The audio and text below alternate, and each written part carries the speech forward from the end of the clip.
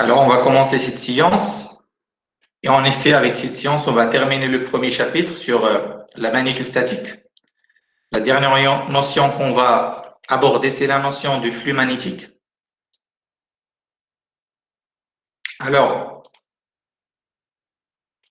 je pense que cette notion de flux, c'est une notion que vous avez déjà abordée en S2, quand vous avez parlé de champ magnétique, champ électrique, et vous avez parlé en effet de flux de champ électrique. En effet, vous avez défini le champ électrique dans le théorème de Gauss. Si vous vous rappelez bien, dans le théorème de Gauss, vous écrivez toujours que, donc un petit rappel là,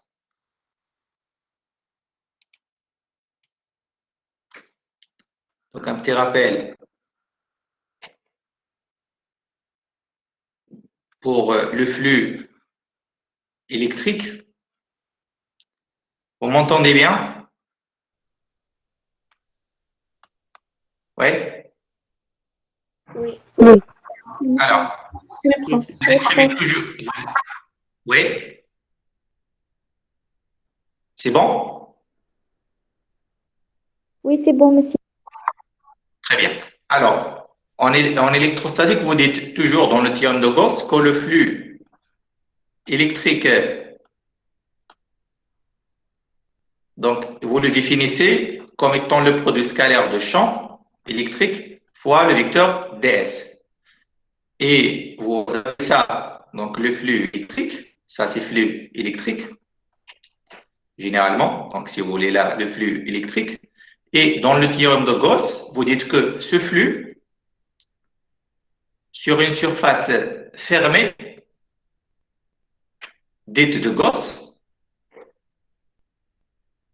est égal, donc ça c'est le flux, sur une surface fermée. Ça c'est un flux sur une surface, un sigma fermé. Ok? Vous dites que ça est égal à quoi? Est égal à la somme des charges à l'intérieur de la surface sur epsilon 0. Oui ou non? Vous êtes d'accord avec moi?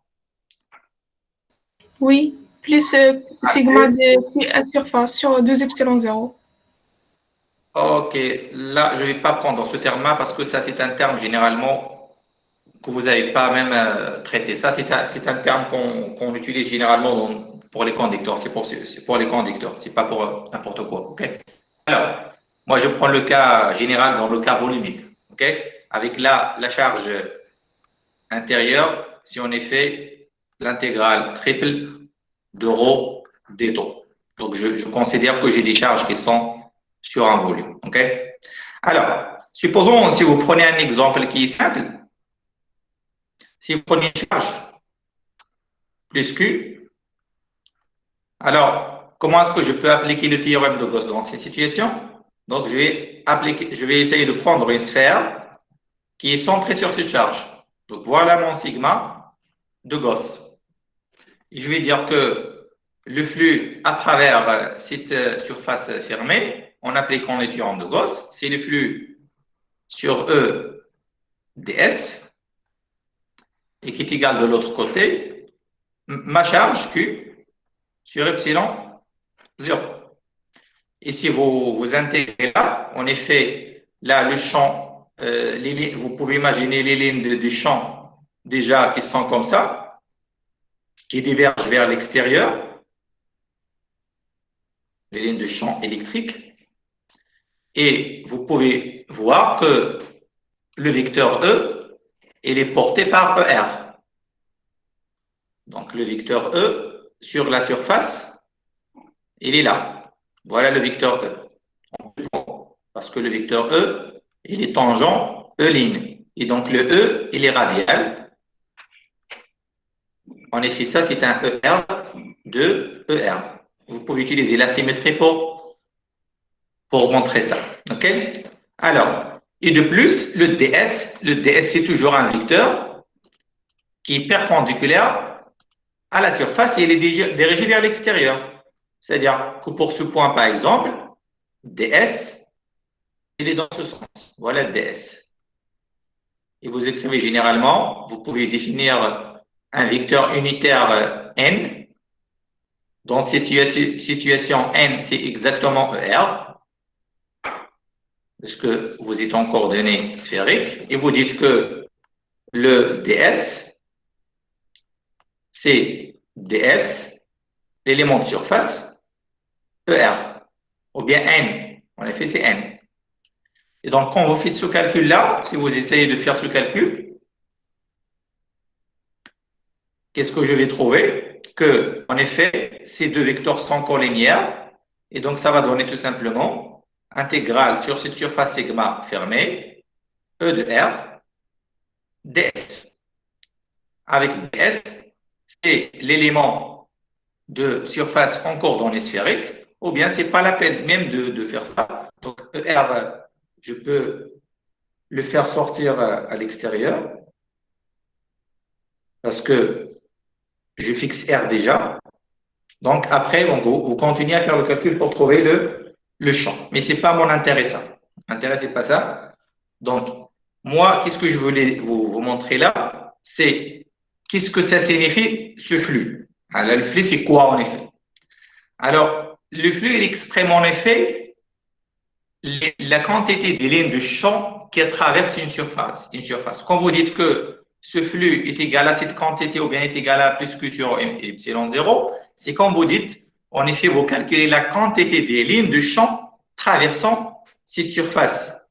Et quand vous dites que ce flux, par exemple, il n'est pas nul, il est égal à une certaine quantité, vous dites que je vais avoir des lignes de champ qui vont sortir de cette surface sans retourner à cette surface. Parce que si vous avez des lignes de champ qui entrent et puis qui sortent, à ce moment-là, vous pouvez dire que le flux, il est nul.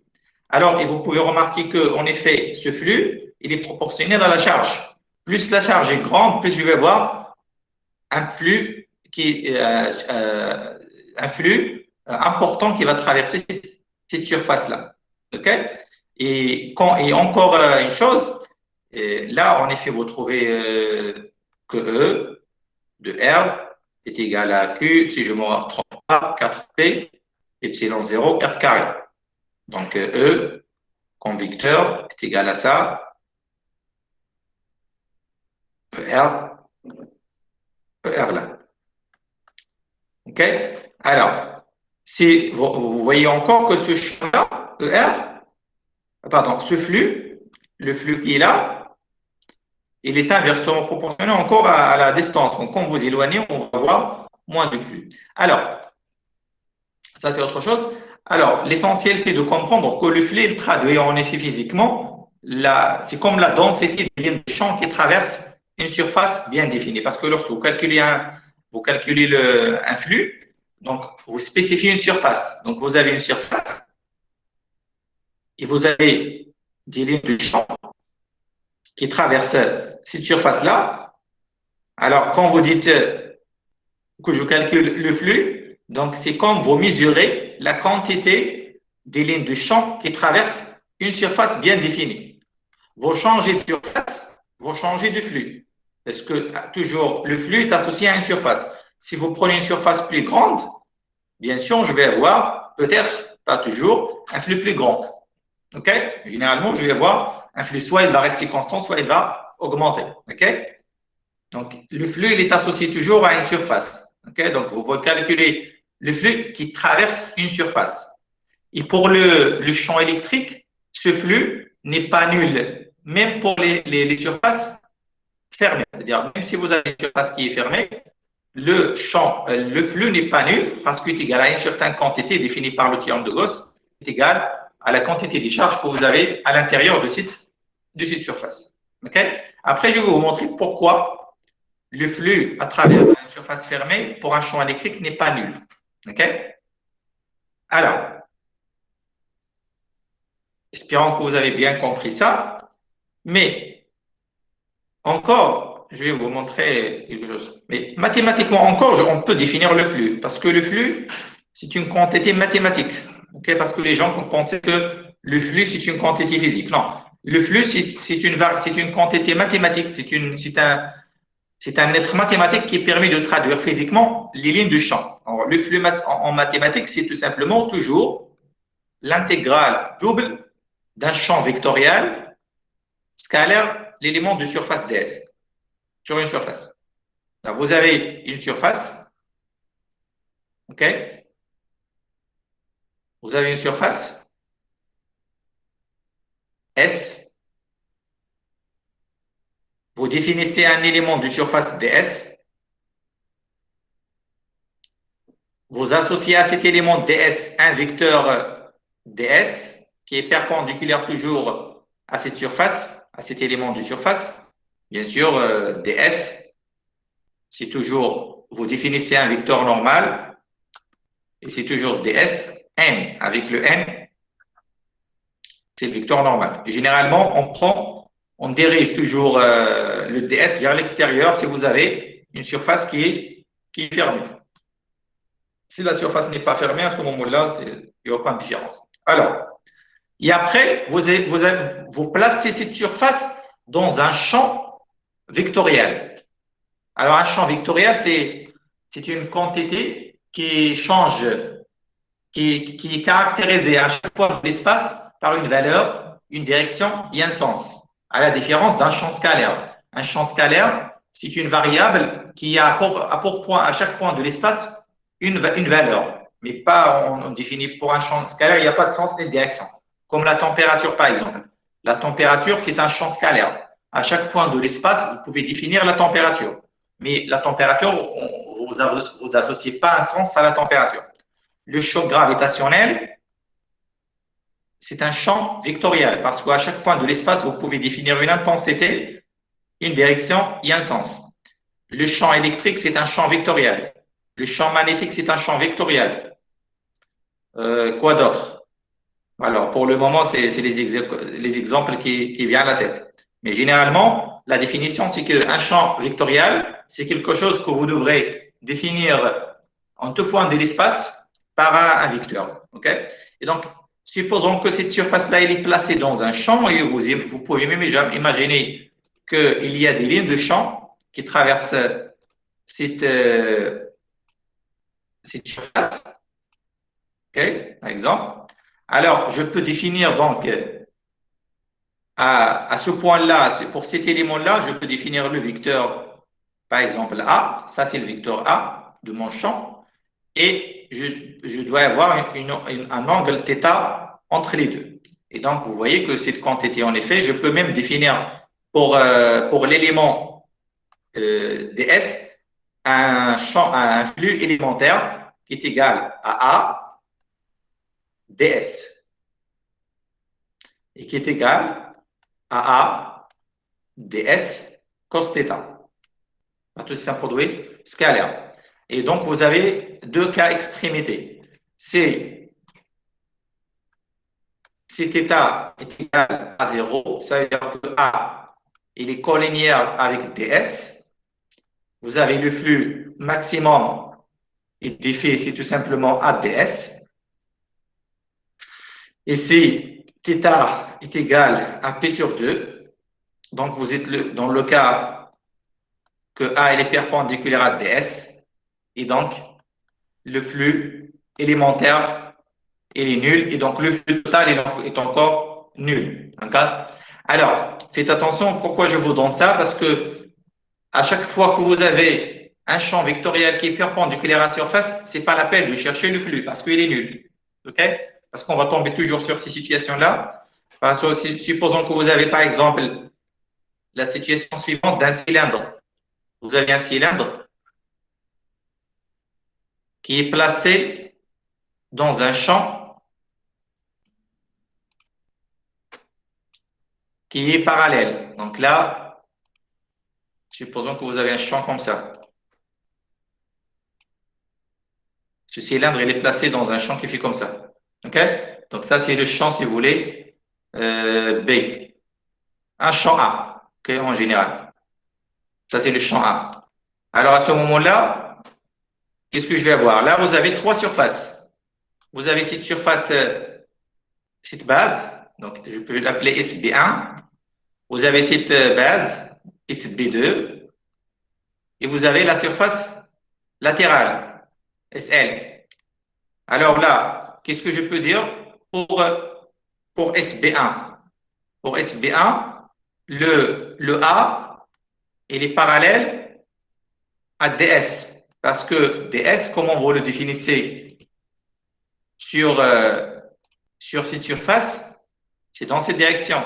Voilà DS, vers l'extérieur. Et en effet, l'angle θ est égal à 0. Sur SB1, SB2, le A, il est parallèle à DS, mais vous êtes dans le cas θ est égal à P. Parce que DS, il est dans ce sens. OK? Alors, et pour la surface latérale, SL, le champ vectoriel B, il est perpendiculaire à DS. Vous êtes dans le cas θ est égal à P plus ou moins P sur 2. OK?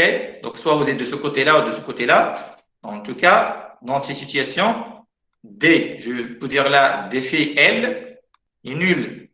Et là, D phi B2, c'est moins A DS. Et dans cette situation-là, D phi B1, c'est plus A DS. Et vous voyez déjà que, parce que je vais revenir sur ça, que pour cette surface-là, cette surface, c'est une surface fermée ou c'est une surface ouverte? Oui? Le cylindre, est-ce que ça représente une surface fermée ou ouverte? Fermé. Fermée, bien sûr. C'est un cylindre fini, donc c'est une surface fermée. Et qu'est-ce que vous pouvez remarquer? Que le flux total à travers ce cylindre, il est nul. Parce que quand je vais faire la somme de tout ça, quand je vais intégrer, je vais faire la somme, en tout cas parce que quand je vais intégrer, quand je vais essayer de prendre phi1 c'est l'intégrale double de d phi1, ok? Donc ça va donner en effet AS. Avec S, c'est la surface de la base. C'est pour c'est un champ constant. Phi2, ça va donner à S la base. Pour un cylindre, les bases elles sont de même surface. Et pour la surface latérale, il n'y a pas de. Pardon, là il y a un 6 mois. Il n'y a pas de flux. Et donc la somme de ça est égale à 0. Et comme vous voyez déjà à partir de cet exemple-là, que le flux à travers cette surface-là, il est nul. OK? Alors, maintenant, je vais essayer de vous définir le flux magnétique. Alors maintenant, flux magnétique.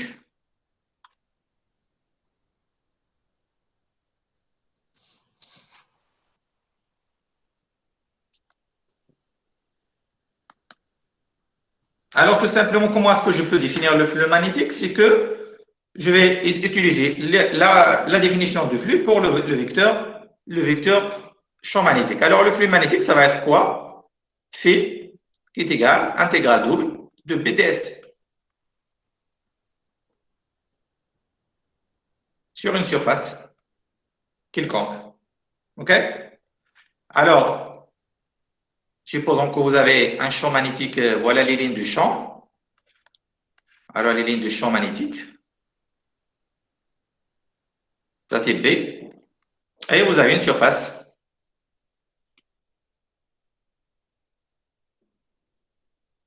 Voilà une surface. Alors, ça c'est la surface S sur laquelle vous intégrez. Et vous avez l'élément DS là. OK? Donc, moi, j'ai pris une situation plus ou moins B, DS, ils sont parallèles, mais je parle dans le cas général. Alors, pour les unités, à chaque fois que vous définissez une grandeur physique, il faut définir une unité. Alors, le flux, il est défini par une unité qu'on appelle le Weber. Weber, qu'on symbolise par WB. OK? Alors, le Weber, dans le système international, c'est les Tesla mètres carrés. OK? Et donc, vous pouvez voir que les Tesla, c'est les Weber sur les mètres carrés. OK?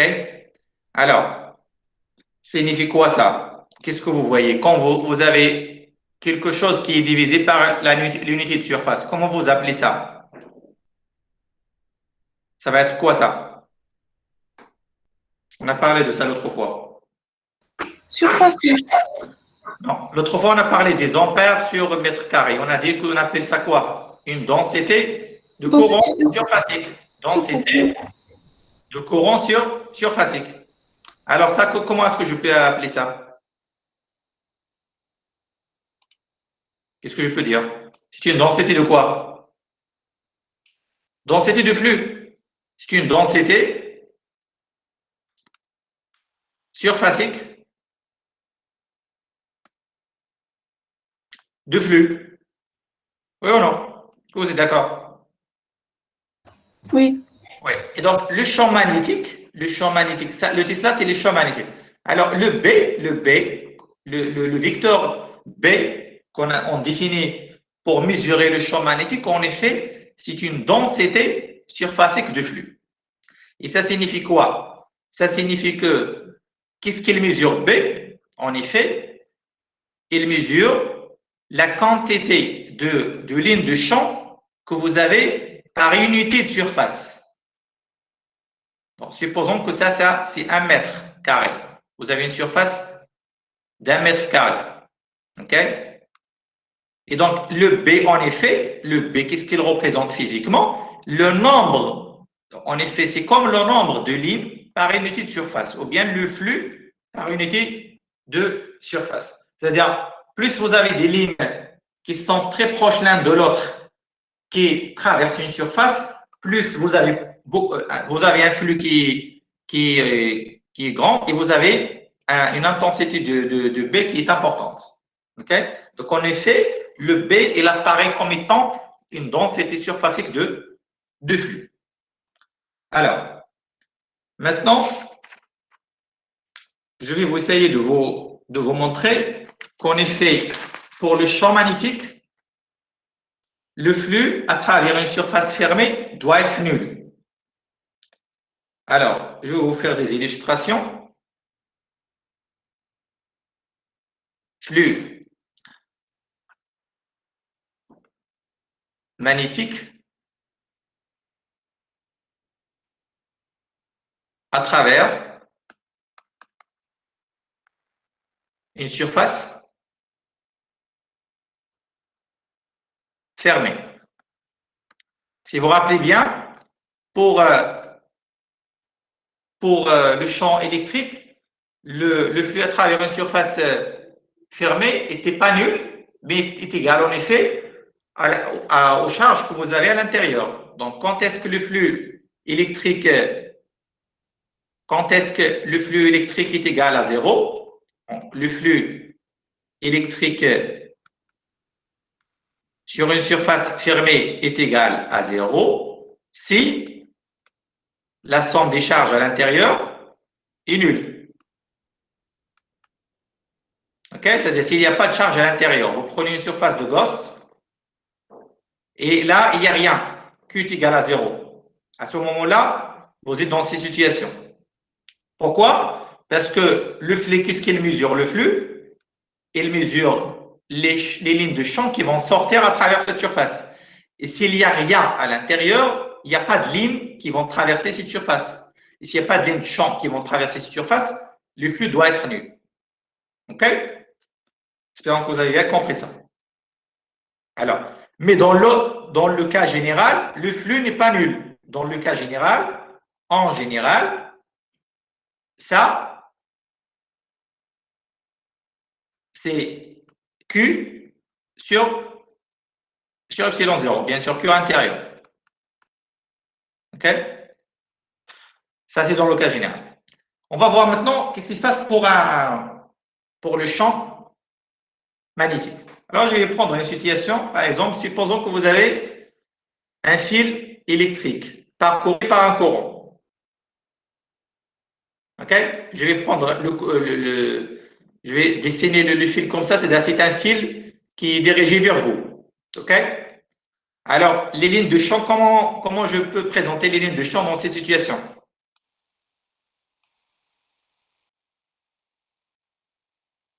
Ouais. Qu'est-ce que je peux dire des lignes de champ maintenant?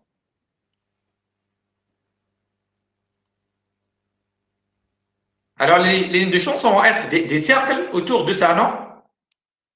Oui. Oui. Ce sont des cercles autour d'eux. Alors, ouais, ça va être des lignes autour de. Voilà, plus ou moins.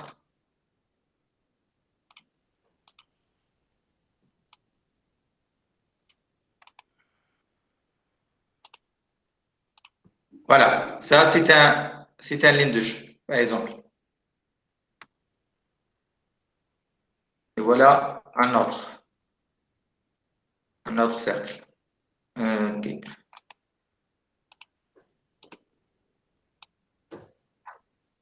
OK. Ça va être de cette manière.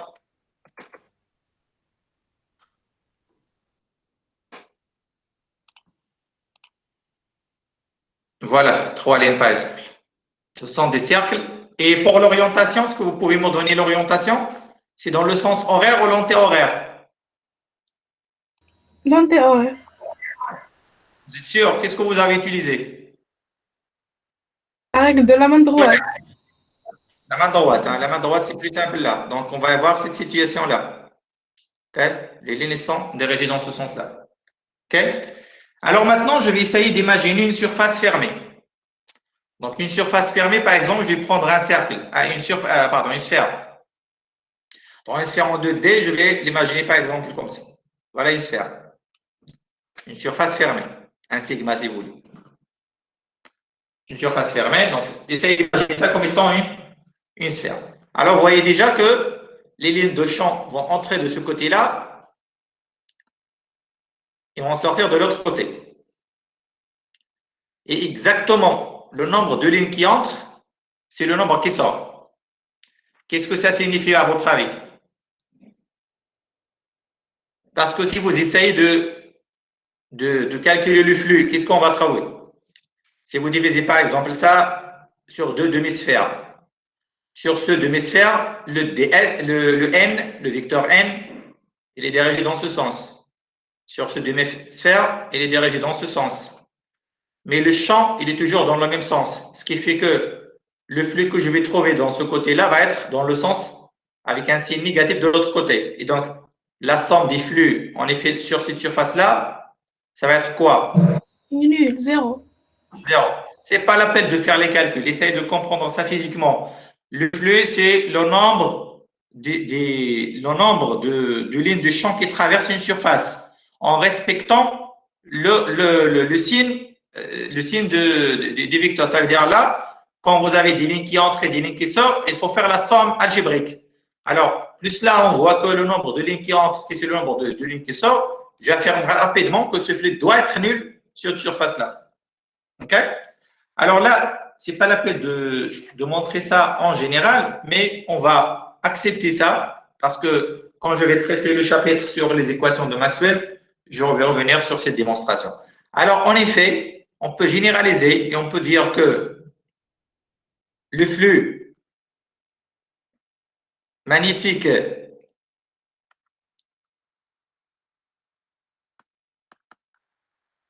est toujours nul et nul sur une surface fermée. OK? C'est-à-dire que l'intégrale sur une surface fermée B ds est égale toujours à 0. Ce n'est pas comme dans le cas de champ magnétique, de champ électrique. Pour le champ électrique, pour que le flux soit nul, il faut que à l'intérieur de cette surface-là, il n'y a pas de charge. Mais dans le cas général, ce n'est pas nul. Mais pour le champ magnétique, le flux à l'intérieur d'une surface, je dis fermée, faites attention, est nul. Alors, qu'est-ce que ça signifie encore? Parce que derrière ça, il y a plusieurs significations physiques. Même si je vais revenir sur ça dans les équations de Maxwell, je vais essayer de vous donner quelques significations physiques de ça. Alors, si vous comparez les deux situations qu'on vous êtes, la situation d'un champ électrique et d'un champ magnétique. Quand vous avez une charge, en électricité, vous avez des charges. On peut y avoir des charges. OK? Donc, plus Q par exemple. Et essayez d'imaginer une surface fermée autour de cette charge. Je vais donner un autre cas. Si vous avez un dipôle électrique, plus Q, moins Q. Ça, c'est un dipôle électrique. Essayez d'imaginer une surface sur ça, surface de Gauss. Alors, une surface fermée en général. Et pour le champ magnétique, est-ce que je peux y avoir un monopôle? Est-ce qu'en magnétisme, vous avez un monopôle? Déjà discuté ça. Qu'est-ce que vous avez en magnétisme? Toujours des dipôles magnétiques. C'est-à-dire quelque chose qui porte toujours un pôle sud et un pôle nord, en général. Alors, si vous essayez d'imaginer les lignes de champ, alors, dans ces situations, qu'est-ce que vous avez pour les lignes de champ? Vous avez des lignes, parce que c'est une charge positive, les lignes sont dirigées vers l'extérieur. Ça, vous le connaissez, je pense. Si vous avez une charge négative, vous allez avoir le sens inverse. Parce que Q, là, il est dirigé de la charge vers l'extérieur. Si vous êtes sur un point là, le champ électrique, il est dans ce sens. OK? Alors là, qu'est-ce que je peux dire des champs, des lignes de champ? Ils vont commencer par la charge positive et vont y arriver sur la charge négative. Comme ça. Voilà les lignes de champ. Parce que toujours, les lignes s'éloignent du positif, ils arrivent sur le négatif. OK? Vous avez quelque chose qui fait comme ça, et là, comme ça, et puis ça, il va y aller vers l'infini pour revenir de l'infini, et ainsi de suite. Quelque chose qui vient de l'infini parce qu'il a sorti de ce côté-là. Et puis celui-là, il va aller de ce côté-là pour revenir de ce côté-là. Essayez d'imaginer ça. Voilà ce que vous avez dans la situation d'un dipôle électrique. Ça, c'est un dipôle. C'est un dipôle électrique.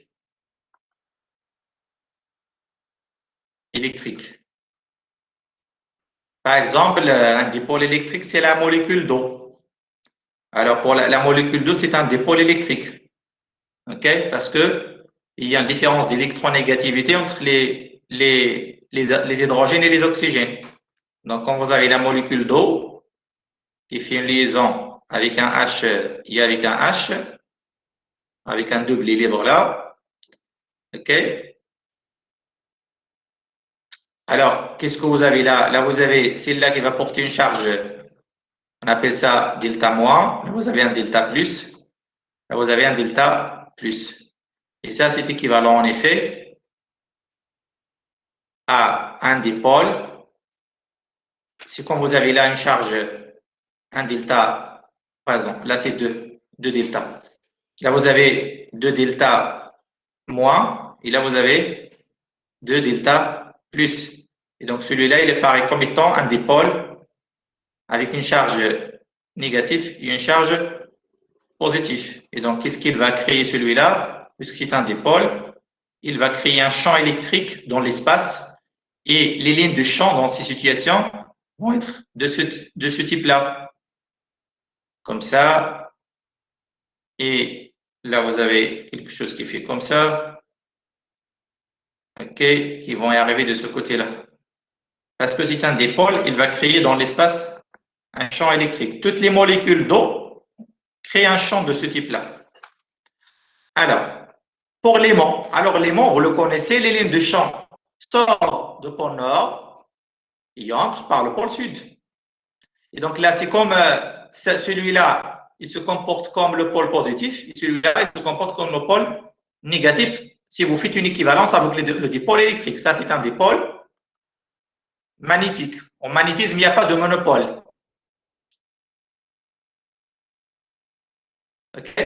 Et donc, vous pouvez continuer. Donc là, toutes les lignes entrent par le sud, oui, et sortent par le nord. Et donc là, vous avez quelque chose qui est fait comme ça. Et de ce côté-là, elle fait comme ça. Vous voyez que ça, c'est la même chose que celui-là, OK? Alors, maintenant, vous imaginez encore là une surface. Là, j'ai pas encore imaginé. Là, je l'ai déjà imaginé. Je pense que je vais supprimer ça. Je vais changer de couleur. Alors, est-ce que c'est possible de supprimer d'abord ça? Oui, je pense que c'est oui. Alors, je vais changer de couleur. Alors, si vous prenez là une surface, supposons que, qu'est-ce que je vais prendre? Une sphère. Quelque chose comme ça, OK? Je vais faire encore ça là. Et là, vous avez déjà la surface. Alors, qu'est-ce que je peux dire? Rapidement, je peux dire là, dans ces situations-là, que le flux, il est différent de zéro. Il est clair. Pourquoi? Parce qu'il n'y a que des lignes qui sortent, il n'y a pas des lignes qui entrent. Est-ce que vous m'entendez bien? Est-ce que vous êtes encore avec moi? Parce que je n'arrive pas à vous... C'est bon? Oui, prof. Vous me suivez bien? Oui, OK. Alors, Oui. là, le flux, je peux dire rapidement que le flux n'est pas nul. Est-ce que vous êtes d'accord d'abord avec ça? Vous êtes d'accord que le flux n'est pas nul? Alors, OK. Alors, le flux n'est pas nul parce qu'il n'y a que des lignes qui sortent. Il n'y a pas des lignes qui entrent. Alors, dans cette situation, je n'aurais pas besoin de ça. Alors, je vais fermer ça. OK. Alors, dans ces situations, qu'est-ce que vous pouvez remarquer? Qu'est-ce que je peux dire? Par exemple, les lignes qui sont là, ils vont ni sortir ni entrer, hein, ces lignes qui sont là. Alors, pour celui-là, par exemple, il va sortir de ce côté-là, il va rentrer de l'autre côté. Celui-là, il va sortir de ce côté-là, il va rentrer de l'autre côté. Et donc, sûr et certain, toutes les lignes qui vont sortir de ce côté-là, ils vont entrer de l'autre côté. Et si vous avez quelque chose qui est fait comme ça, alors encore, il va entrer de ce côté-là, il va sortir. Okay. Ce qui signifie que dans ces situations, je dois avoir un flux qui est égal. Oui, à 0, très bien. Zéro. Même si, oui, là, faites attention, vous êtes dans le cas électrique. Ça, c'est le flux électrique. Je parle du flux intégral EDS. Et je dis que c'est 0 sur une surface de Gauss fermée. Là encore, ça, c'est un flux électrique. Ça, c'est un flux électrique. Alors là, je parle de flux magnétique qui est égal à l'intégrale double BDS. Alors, encore, vous faites la même chose, vous devrez trouver là un 0. Il y a un 0. Alors, dites-moi, pour le champ magnétique là, d'ailleurs, toujours je vais avoir un 0. Pourquoi? Parce que déjà, je ne peux pas avoir un monopôle. Toujours, j'ai un dipôle. Et à chaque fois que vous avez un dipôle, les lignes vont entrer d'un côté, ils vont sortir de l'autre côté. Pour le champ électrique, dans cette situation, pourquoi vous avez un 0? Parce que vous pouvez appliquer le théorème de Gauss et dites que le flux est égal à la somme des charges à l'intérieur sur epsilon 0.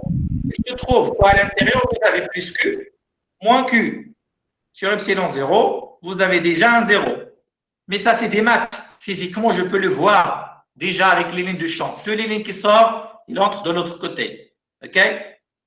Alors, c'est-à-dire que les fuites que vous avez de ce côté-là je vais les remplacer de l'autre côté. Alors là, la somme des charges n'est pas nulle parce que ça est égal. Le flux là est égal à plus Q sur epsilon 0. Il n'est pas nul. OK? Et il est clair.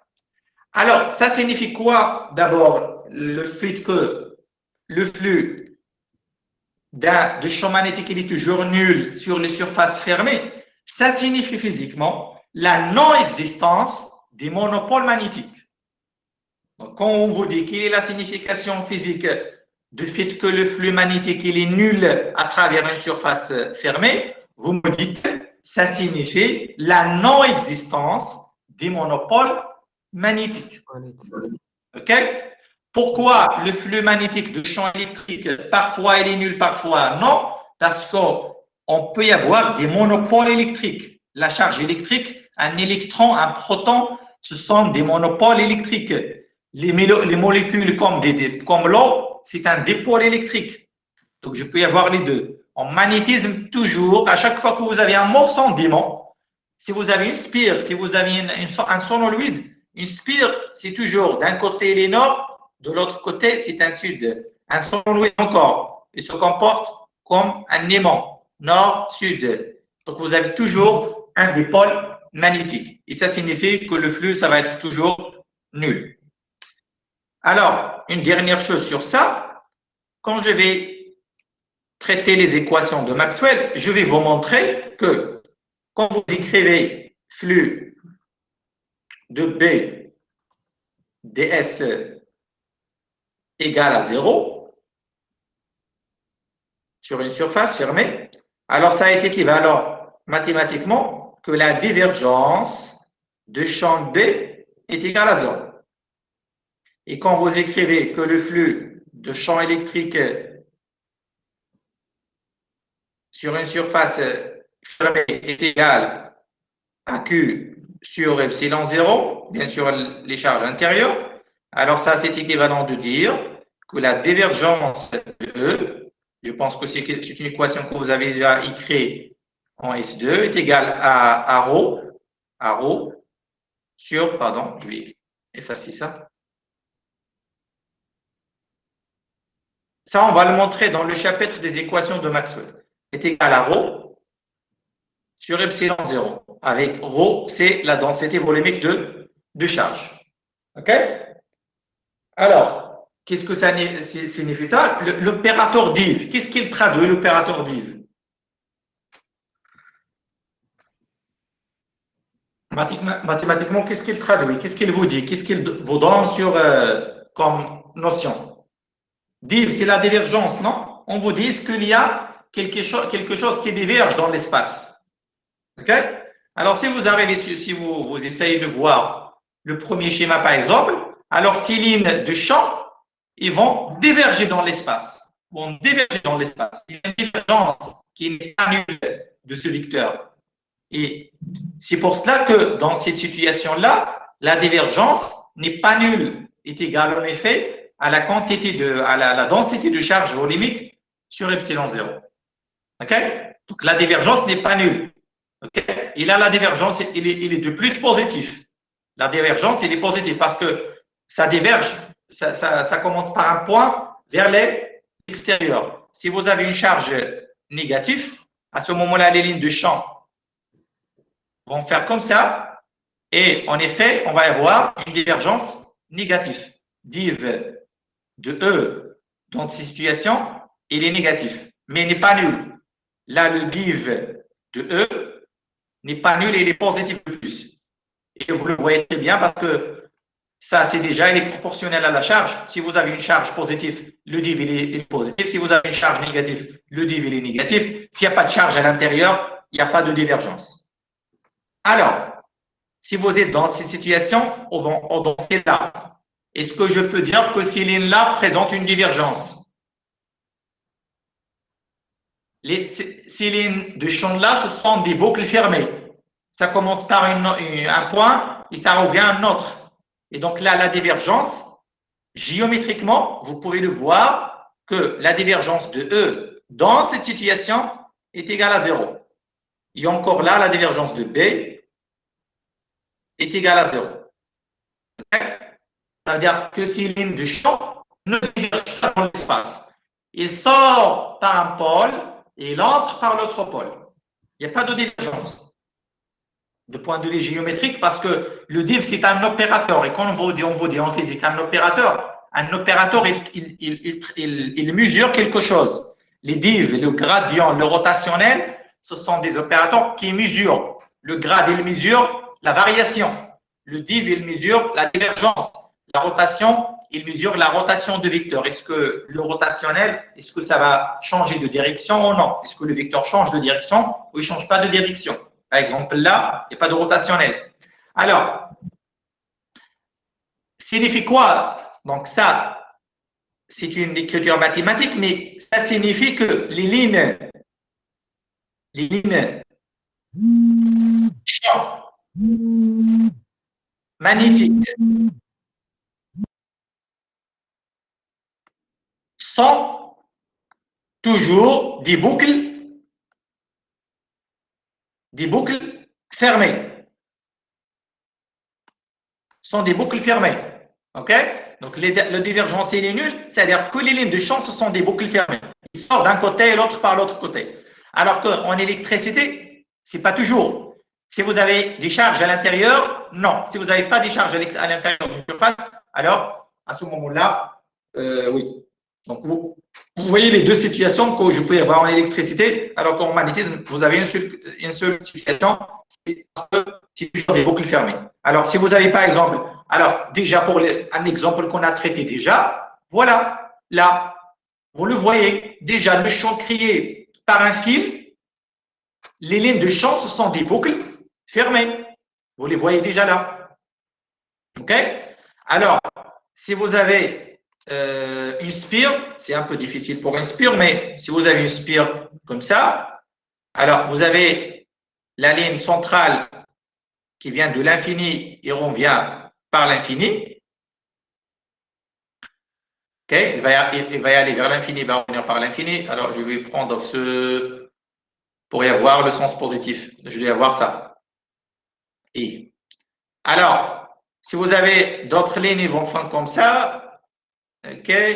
Mais finalement, ce sont des lignes fermées. Mais, même si vous ne le remarquez pas, au voisinage du fil là, on va y avoir des cercles là. Là, je vais voir des cercles au voisinage là. Parce qu'il va se comporter comme un fil. Hein. Parce que vous êtes au voisinage de fil là, toujours vous avez des cercles comme ça. Mais quand vous éloignez, vous avez des boucles plus grands que ça. Alors là, je vais voir quelque chose qui fait comme ça. OK? Mais là, ce sont des boucles très courtes. Mais finalement, ce sont des boucles fermées. OK? Vous pouvez imaginer ça. Parce que quand vous êtes très proche de là, c'est comme vous avez un fil droit, et donc vous avez des petits cercles autour de celui-là. Et puis ces cercles vont prendre un rayon plus grand, et ainsi de suite. Jusqu'à le cercle le plus grand, c'est celui-là. Ça, c'est le cercle. Ça, c'est là, vous pouvez l'imaginer comme une boucle fermée de rayons infinis. Tout simplement. Parce qu'une droite, c'est un cercle de rayon infini. Une droite, c'est un cercle avec R est égal à l'infini. Alors là, quand vous êtes très proche, vous avez des cercles, ça augmente, ça vous donne des cercles plus grands, et finalement, le dernier cercle là, c'est une boucle à rayon infini. D'ailleurs, même là, pour celui-là, pour celui-là, cette ligne de champ, c'est une boucle fermée à rayon infini. OK? Alors, si vous avez des questions à ce niveau, parce que jusqu'à là, c'est le plus important, c'est ça, parce que on a fait le plus important, c'est la physique qui est derrière les choses. Le calcul, on peut le faire. Tout le monde peut le faire. Alors, si vous avez des questions, sinon, je vais vous faire un exercice d'application.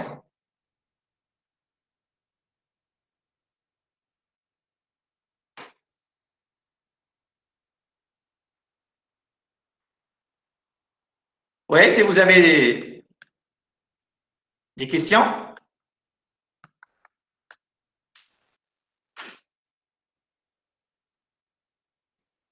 Rien?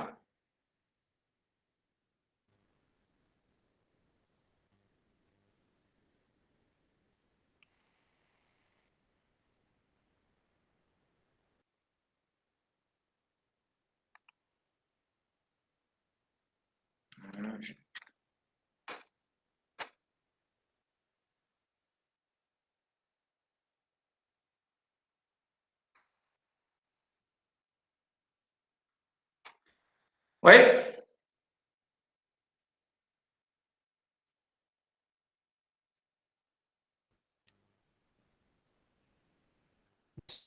في الكونديكتور avec في l'application ديال théorème d'Ampère هذا الكونديكتور حتى هو فيرمي. Dans le théorème d'Ampère, le contour, vous dites, pas le conducteur. وي وي Le contour, oui, il est fermé. دونك الفلو حتى هو يكون كيساوي له Le flux à travers quoi? ترافير كونتور. Alors, au début, quand j'ai parlé du flux, j'ai dit quelque chose qui est très intéressant. Le flux à travers une surface. Vous calculez le champ, le flux qui traverse une surface. Tu ne peux pas calculer le champ, le flux qui traverse un contour. Un contour, c'est quoi un contour? Un contour, c'est une ligne. Ça, c'est un contour. Ça veut dire quoi? Qu'est-ce que ça veut dire quoi qui traverse ça? Donc, tu peux me dire, par exemple, qui traverse la surface délimitée par le contour. Oui, à ce moment-là. Mais cette surface, c'est une surface ouverte. D'accord, j'ai compris. OK? Il ne faut pas faire la différence. Dans le théorème d'Ampère, vous avez une intégration sur un contour fermé. BDL. Ça, c'est mu 0, I. Alors, pour le flux, c'est la définition, c'est ça. En général, c'est ça. Le flux, c'est ça. Ce n'est pas toujours fermé. Alors, si ça est fermé, alors ça, c'est 0. OK? Par exemple, cette surface-là, ce n'est pas une surface fermée. OK? Le contour, il est fermé. Mais la surface que vous associez à ce contour n'est pas fermée. Faites attention. Oui, oui, je comprends. Toujours, Merci. la surface délimitée par un contour, ce n'est pas une surface fermée. OK? Alors, déjà, je vais vous faire après puisque vous avez dit ça, je vais vous donner une conséquence. Et après, je vais faire l'exercice. Puisque vous avez parlé de ça, donc je vais oublier maintenant l'exercice et je vais vous terminer sur ça. Parce que c'est une conséquence déjà de la conservation du flux. Alors, quand vous dites, d'ailleurs, je n'ai pas dit ça, alors, quand vous dites que le flux à travers une surface fermée est nul, on appelle ça le principe de conservation du flux. Le principe de conservation du flux magnétique.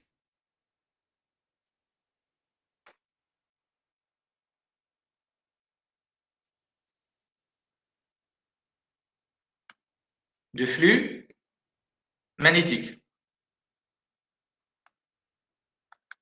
C'est-à-dire tout ce qui entre par d'un côté de la surface, il va sortir de l'autre côté de la surface. OK? On ne va pas avoir des lignes de champ qui vont être piégées à l'intérieur. C'est-à-dire vous avez une surface, on ne va pas avoir une ligne qui va être piégée là. Comme ça, il va être piégé à l'intérieur. Puisqu'il entre, il va sortir de l'autre côté. Sur le résultat, il va partir piégé, il y a une conservation. OK? Alors,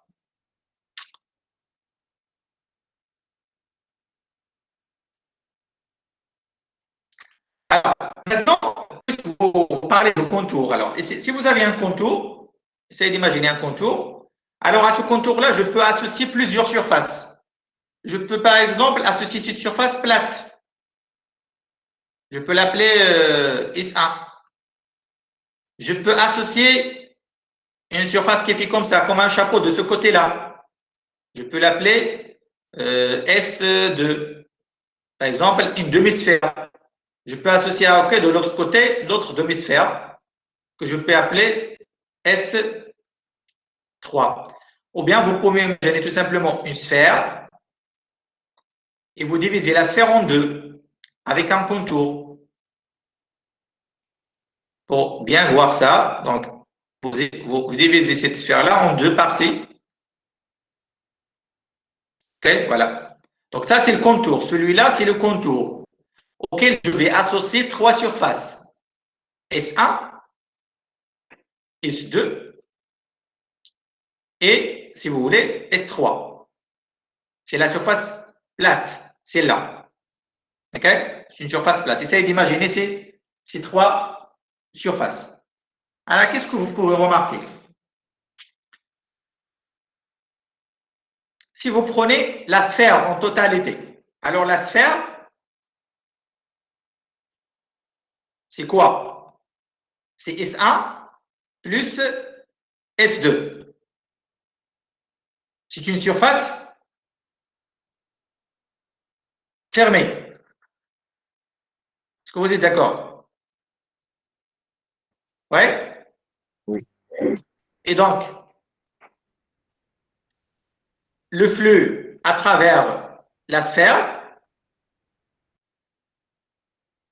va être égal au flux traversant S1 plus le flux traversant S2. Et ça doit être égal à 0, parce que c'est une surface fermée. Je parle de flux magnétique, bien sûr.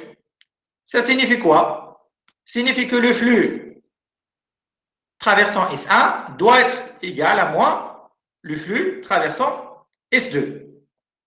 Mais faites attention, le signe moins dans le flux, ce n'est pas très important. Parce que c'est juste, ça vient juste de choix de vecteurs unitaires. De ce côté-là, je vais avoir des vecteurs unitaires de ce côté-là.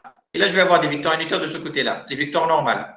Alors, mais le plus important, c'est que en valeur absolue, c'est la même chose. OK? Et ça signifie quoi? Que les surfaces ouvertes, parce que S1 et S2, ce sont des surfaces ouvertes. Alors, la somme des deux, c'est une surface fermée. Le flux traversant des surfaces ouvertes et qui sont associées au même contour, qui sont délimitées par le même contour, parce que là, voilà le contour auquel vous avez associé une surface. Ou bien, voilà le contour auquel vous associez une surface de l'autre côté.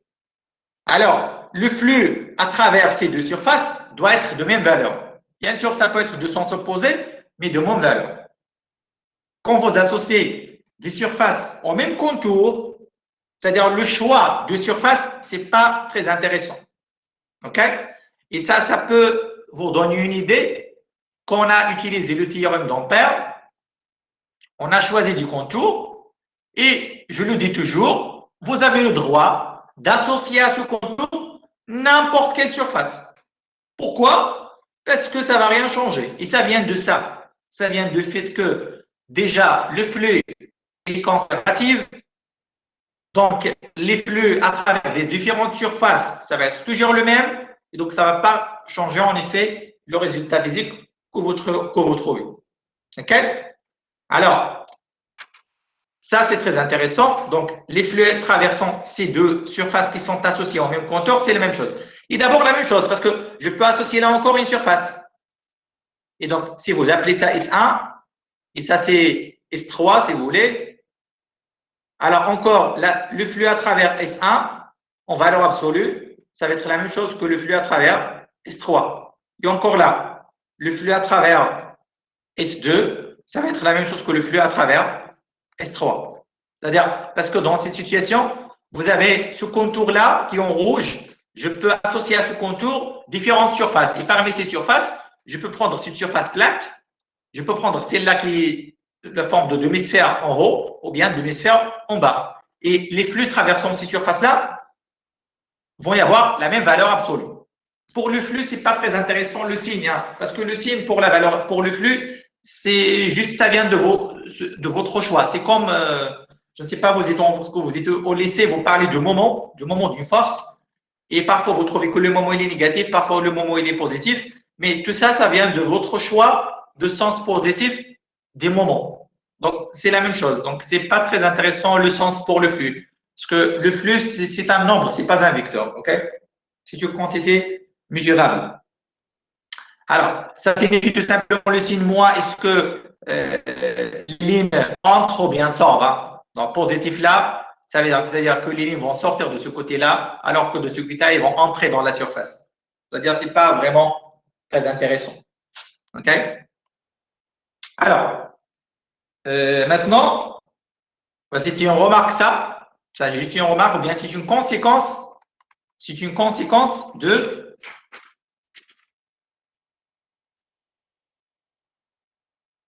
Alors, c'est une conséquence là, si vous voulez.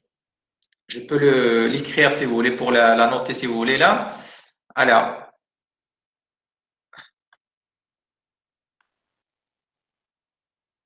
donc c'est une conséquence de la conservation du flux magnétique. OK?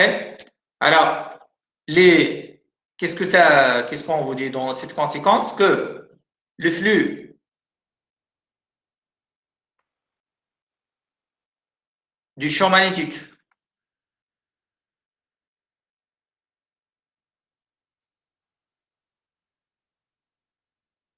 B à travers des surfaces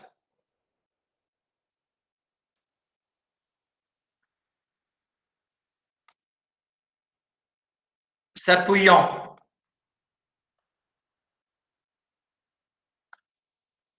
sur le même compteur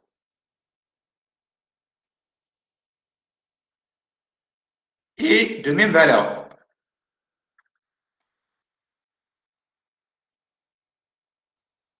Alors là, j'ai les flux. Alors, les flux des champs de champ magnétique à travers des surfaces s'appuyant sur le même compteur sont de même valeur.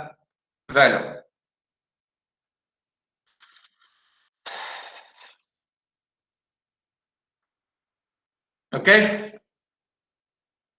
Ça, c'est très intéressant, c'est qu'on marque. Même si on ne va pas utiliser ça beaucoup, mais il faut le savoir. Maintenant, je vais passer à faire l'exercice. Exercice d'application. Simple.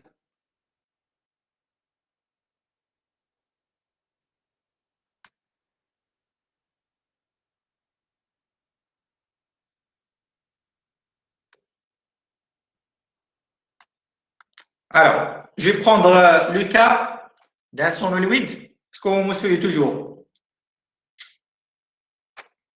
Oui? Oui, prof. Alors, je vais prendre un sonoloïde infini. Je vais prendre un sonoloïde infini. OK, voilà. Avec un rayon R.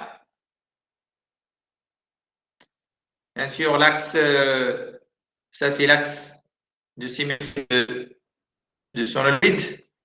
Z si vous voulez.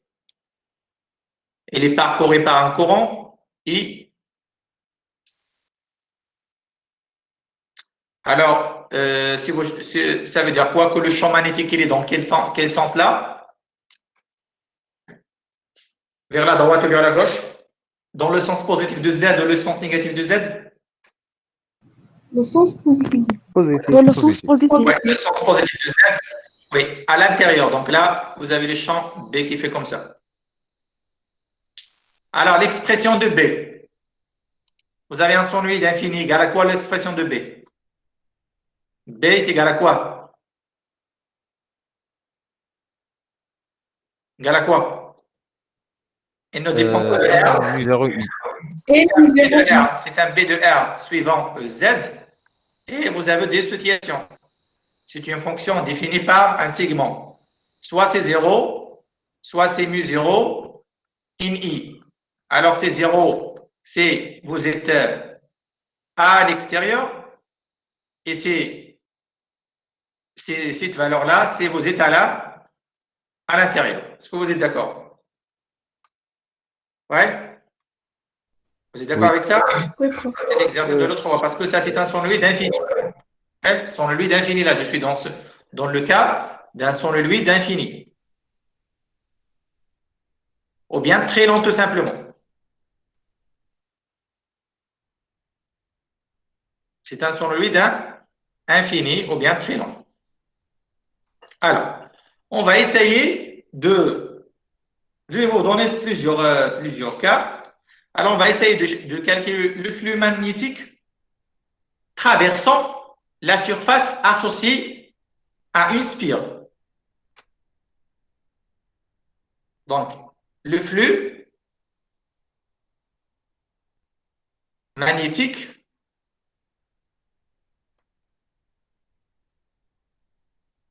à travers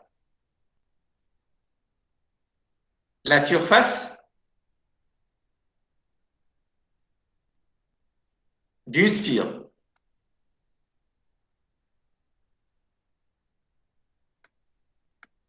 C'est-à-dire, je vais prendre en effet une surface comme ça, de même surface qu'une sphère.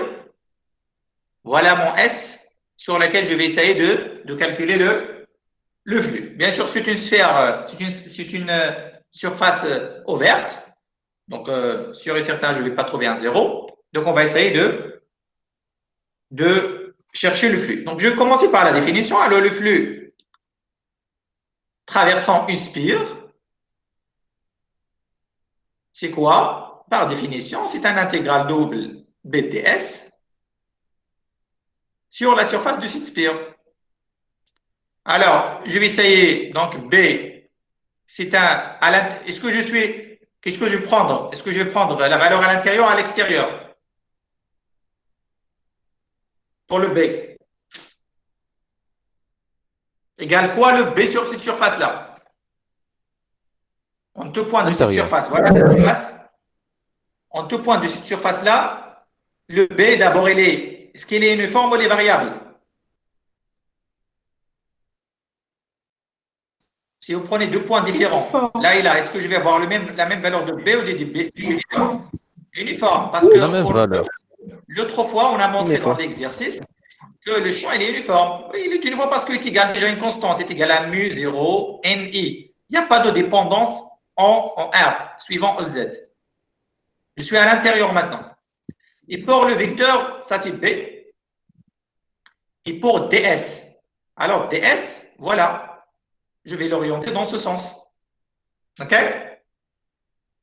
Donc, DS encore, c'est créé, parce que DS est perpendiculaire à la surface, c'est créé tout simplement DS, quoi? Z.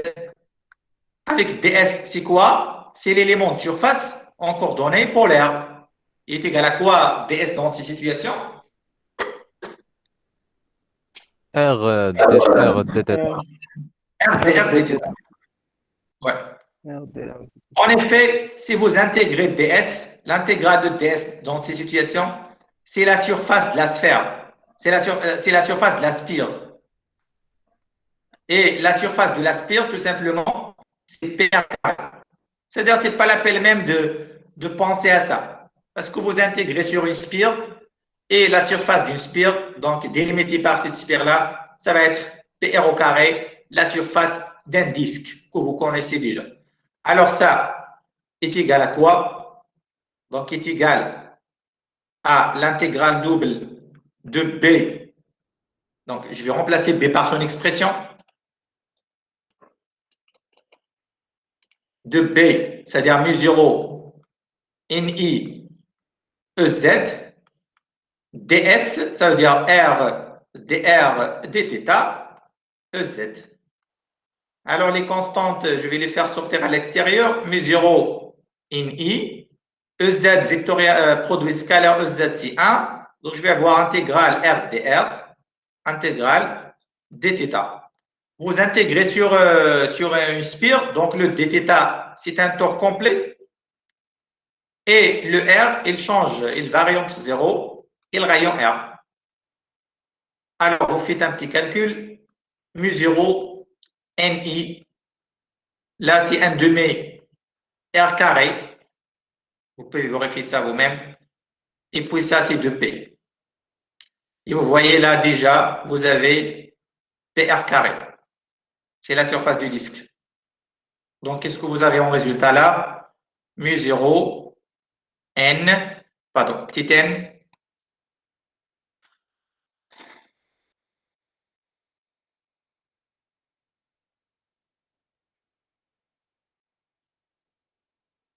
i, PR carré.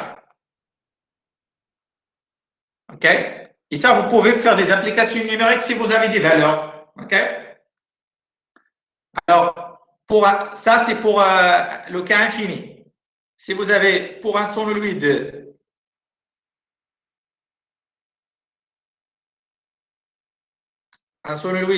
de longueur, ou bien très long.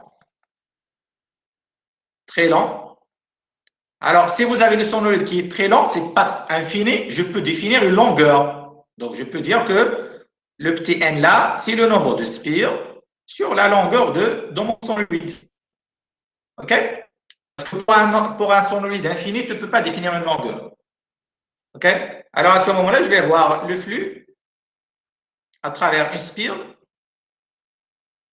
est égal à mes 0, n sur L, P, R carré.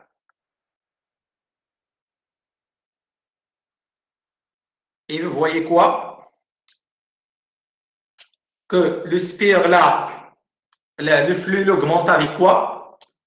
Il augmente avec le nombre de spires, parce que le nombre de spires, il va augmenter l'intensité du champ. Il augmente avec le rayon, parce que le rayon, il va augmenter la surface. OK? Alors, maintenant, la question suivante, c'est le flux à travers le sonolyte.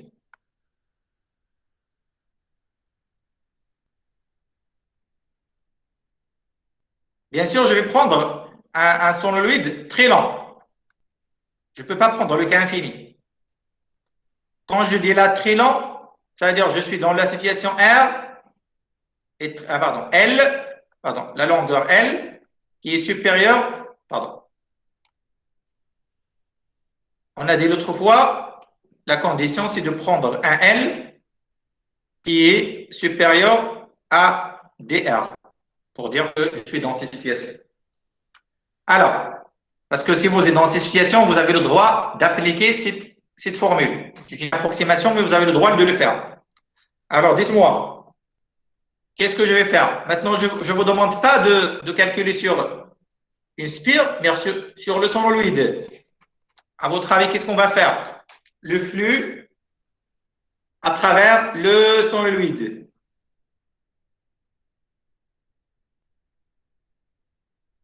Égal à quoi?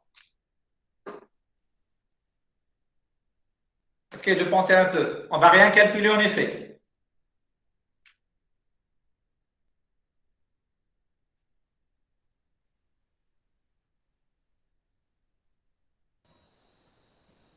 En effet, elle tend vers l'infini et on calcule cette expression. Alors non.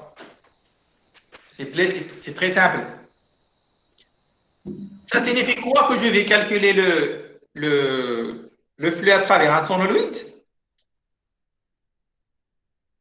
Ça veut dire que je vais calculer le flux à travers chaque surface. Les surfaces, c'est surface des spires.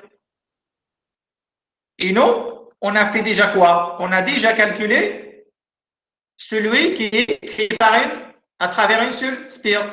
Et donc, qu'est-ce que je vais faire tout simplement là? Pour y avoir le flux qui traverse cette surface, et cette surface, et cette surface, et cette surface. Toutes les surfaces de sonolyte. Une spire. Donc, ça va être tout simplement le N fois le flux à travers une seule spire. Et donc, ça va, si vous remplacez dans cette expression, ça va donner tout simplement mu0 n carré sur L P R carré. Et en effet, ça c'est très intéressant parce que dans le prochain chapitre, je vais appeler ça le flux propre d'un sonolyte. On va appeler ça prochainement flux propre de sonolyte. Pourquoi on l'appelle un flux propre à votre avis? Parce que c'est un flux qui a été créé par le champ, c'est le flux qui traverse le sonolyte, mais qui a été créé par le champ de sonolyte lui-même. C'est-à-dire, le champ magnétique a été créé par sonolyte, et ça, c'est un flux qui traverse les spires, les surfaces associées aux spires de sonolyte. C'est-à-dire, parce que dans certains cas, on va voir ça, que généralement, vous prenez une source de champ magnétique et vous cherchez le flux à travers autre chose. OK? Mais là, non. Là, vous avez le flux traversant le champ magnétique il est créé par le solénoïde et il traverse le solénoïde à l'intérieur. C'est pour ça qu'on appelle le flux propre. Alors, je vais vous donner un troisième cas auquel vous devrez penser. Et je vais vous laisser quelques minutes parce que je devrais répondre à un appel. Je vais vous donner l'exercice d'abord et après je vais vous laisser penser à ça. Alors, troisièmement, le flux. Donc, je vais vous dessiner ça en effet en premier. Donc, supposons que vous avez un solénoïde infini. Ça, c'est un solénoïde infini. OK? Parcouru par un courant I. Et je vais prendre autour de ce solénoïde une boucle. Supposons que c'est un boucle de cuivre. Donc, c'est une spire, c'est une deuxième spire, mais qui n'est pas parcourue par un courant. OK? Alors, je vais associer à cette spire une surface, bien sûr, S. Alors, et je vous demande de chercher le flux traversant cette spire. Donc, je vais vous demander de calculer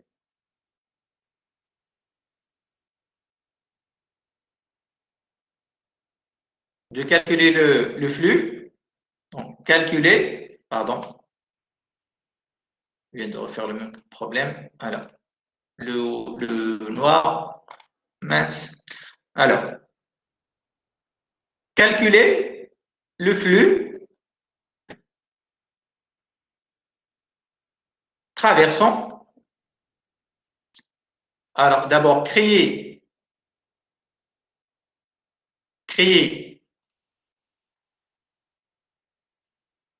par le solénoïde à travers, pas lui-même comme avant, à travers une spire de rayon, disons R2. Donc, créé par un solénoïde de rayon R1. C'est-à-dire que le rayon de solénoïde, c'est R1. Ça, c'est R1. Et puis le rayon de ça, c'est R2.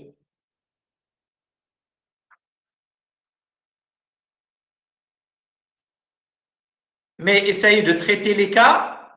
Donc, pour R2 supérieur à R1 et pour R2 inférieur à R1.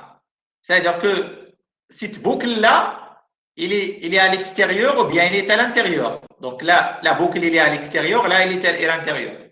Donc, essayez de calculer le flux magnétique dans les deux situations.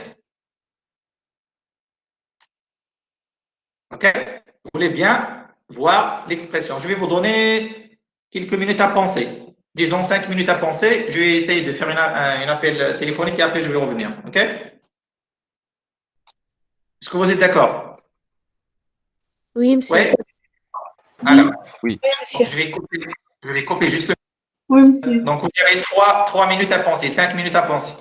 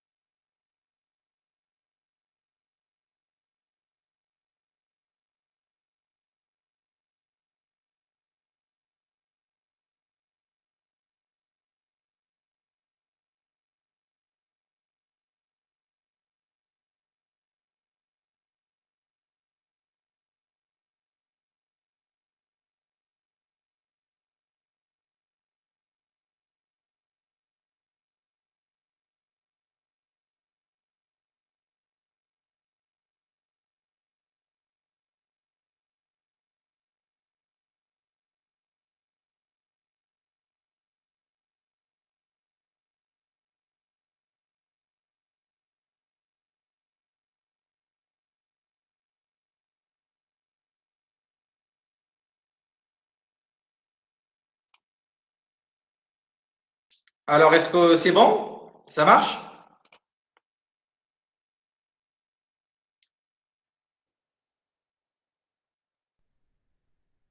Oui, monsieur, c'est bon. Et qu'est-ce que vous avez trouvé? Vous avez trouvé déjà un résultat?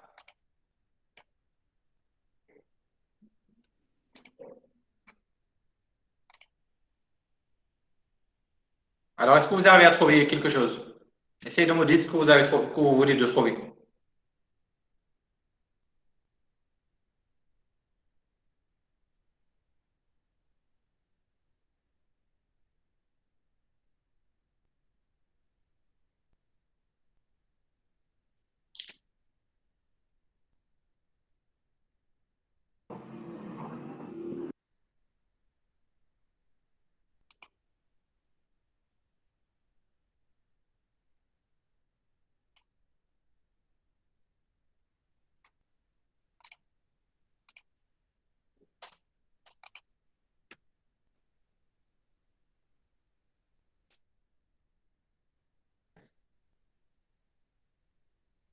Alors oui,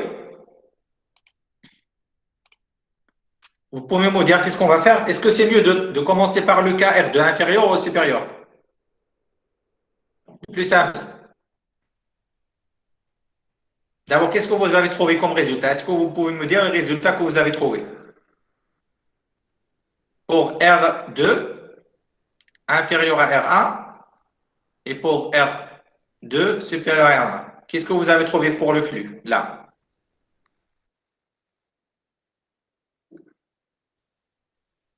Oui? 2P, monsieur. Alors, c'est qui d'abord qui parle? Monsieur Mouad. Oui?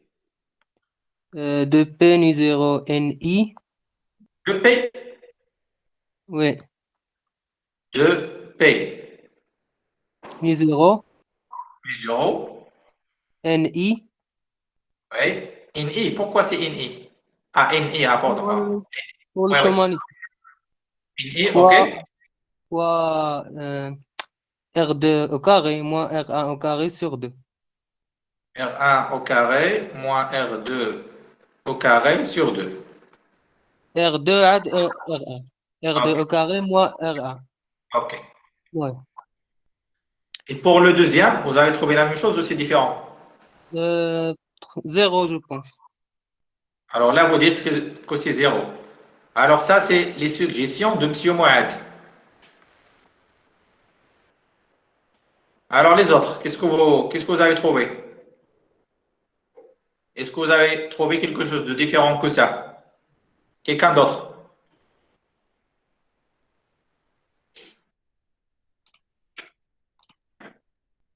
Oui, les autres, qu'est-ce que vous avez trouvé?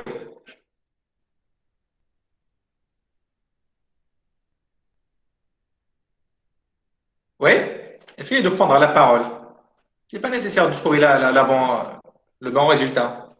C'est juste de me dire, on essaie de discuter ce que vous êtes en train de trouver. Alors, quelqu'un là qui me signale déjà que pour R2, supérieur R2, le flux est nul. Mhm.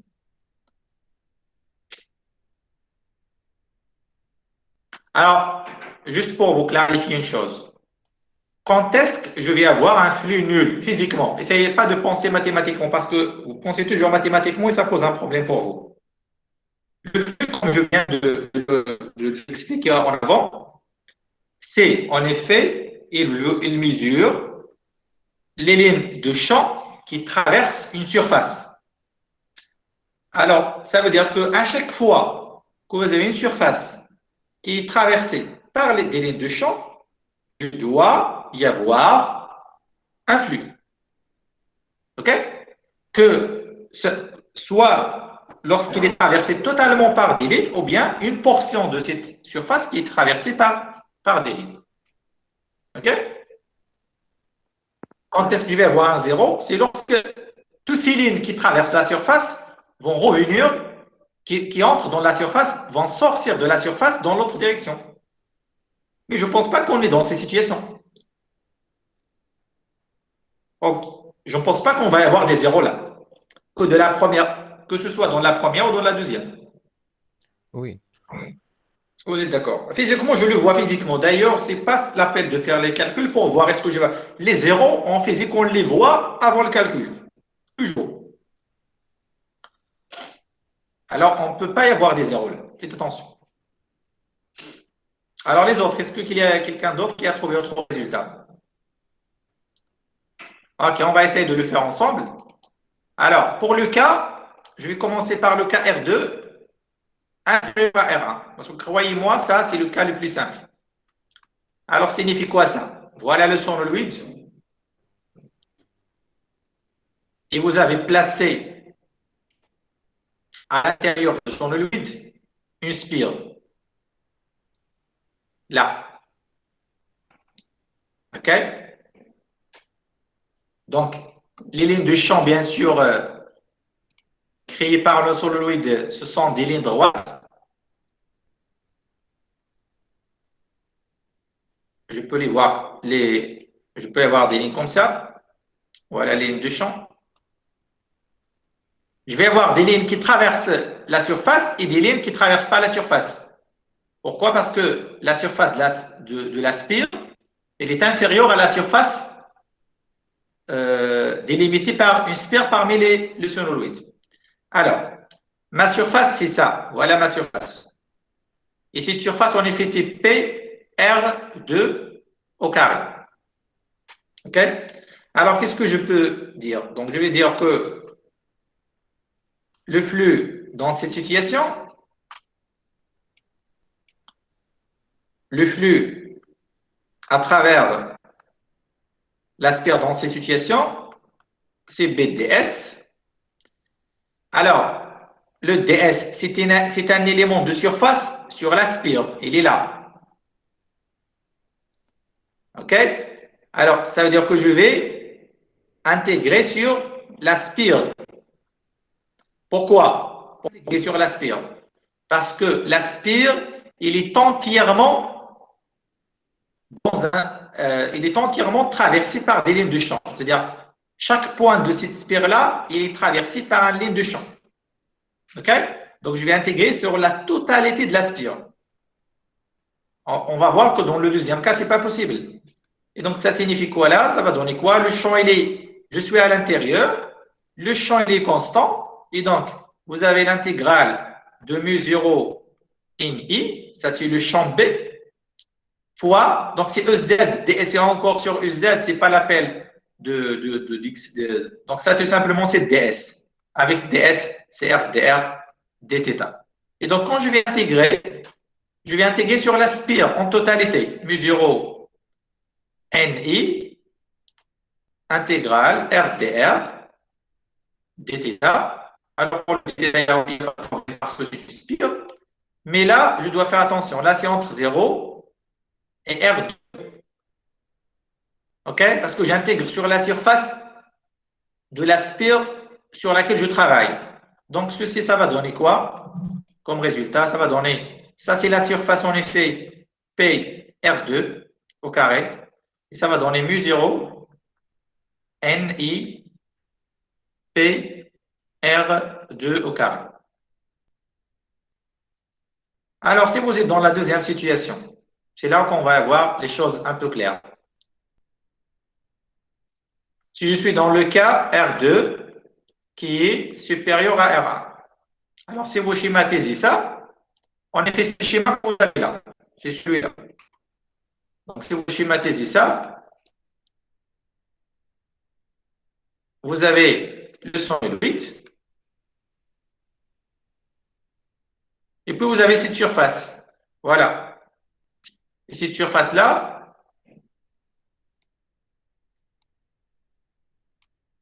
c'est la surface, toujours, P, R2 au carré. Mais faites attention.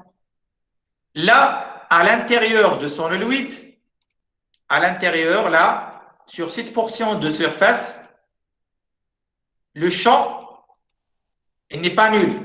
Alors là, sur cette portion, B est égal à N mu0 I. Et sur cette portion-là, le B, il est nul. Et donc, cette portion-là de la surface qui est Alors, cette surface, c'est quoi en effet cette surface? C'est P R1 au carré. Alors, sur cette surface-là, il va être traversé par des lignes de champ. Mais celle-là, non.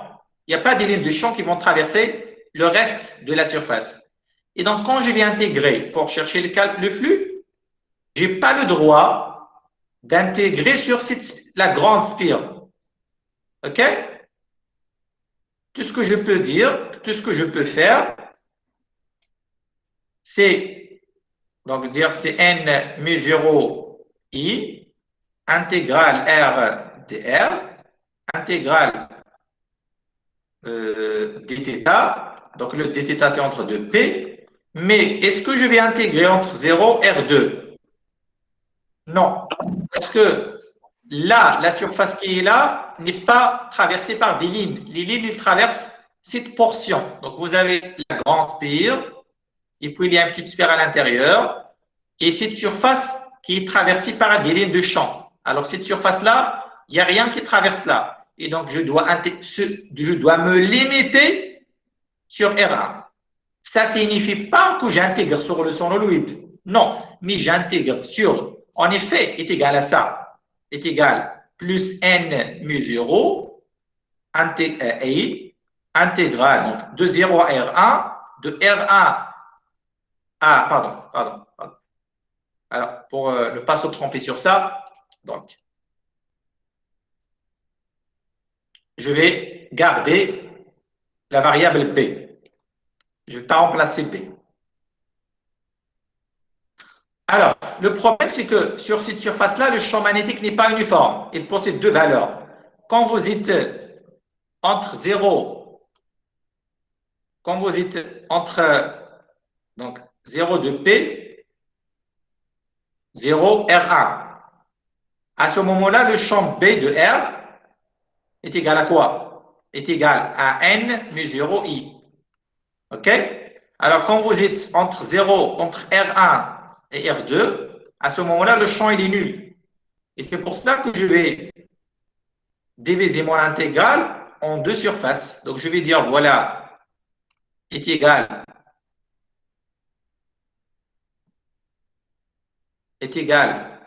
à l'intégrale double B de R ds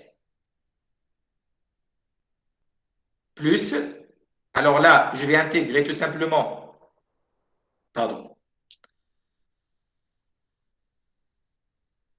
est égal à B de R intégrale 0 R1 R dr intégrale 0 de P dθ plus B de R intégrale entre R1 et R2. Donc, je vais prendre en premier cet espace dans lequel le champ n'est pas nul, puis l'espace dans lequel le champ est nul. R dr dθ. Pardon, là, intégrale 0 de P. Alors, cette valeur-là est égale à N mu 0 I. Mais cette valeur-là est égale à 0. Et donc, cette quantité elle est nulle. Il n'y a pas de flux qui va traverser cet espace. Et donc, qu'est-ce qu'on va avoir? Qu'est-ce qu'il reste? Il vous reste tout simplement mu 0 NI P R1 au carré. OK? Et donc, dans ces situations, si je résume, le flux, c'est une fonction est égale à un phi de, donc c'est une fonction de R2. C'est R2, ce n'est pas la peine de l'écrire, donc c'est déjà fait. C'est R2 est inférieur à vous êtes à l'intérieur, vous avez une expression en fonction de R2. Si vous êtes à l'extérieur, vous avez une fonction en fonction de R1 qui apparaît là. C'est quand vous prenez le cas maximum. Ça, c'est le cas maximum. C'est le maximum que je peux y avoir. C'est-à-dire que pour avoir le maximum de flux traversant une spire, il faut prendre une spire dont la surface dans le rayon est supérieur au rayon 208, ou bien est égal. OK? Parce que à partir de R2 qui est égal à R1, on n'a rien. Donc, si vous êtes dans le cas R2, si vous êtes dans le cas limite R2 est égal à R1, je vais avoir le maximum, je vais avoir toujours ça. Parce que tout ce que vous ajoutez après, à l'extérieur, ça ne va rien influencer parce qu'à l'extérieur, il n'y a pas de champ magnétique. Donc, le maximum que je peux avoir, c'est lorsque vous choisissez une sphère qui est égale à R1, dont le rayon est égal à R1. Alors, je pense que c'est tout pour cet exercice. Donc, si vous avez des questions, alors les gens sur le modèle, pourquoi vous n'avez pas tombé sur ce résultat? Est-ce que c'est clair maintenant pour vous? Oui, c'est clair. OK. Pour les autres, est-ce que c'est clair comment on calcule le flux? Il faut faire attention toujours à la surface qui est réellement traversée par des lignes de champ. OK?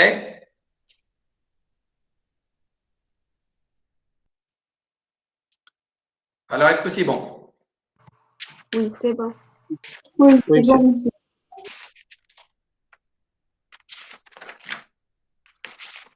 Alors, vous voulez qu'on arrête là ou de terminer la séance avec autre chose? Je pense que c'est déjà trop ça, non? Ouais.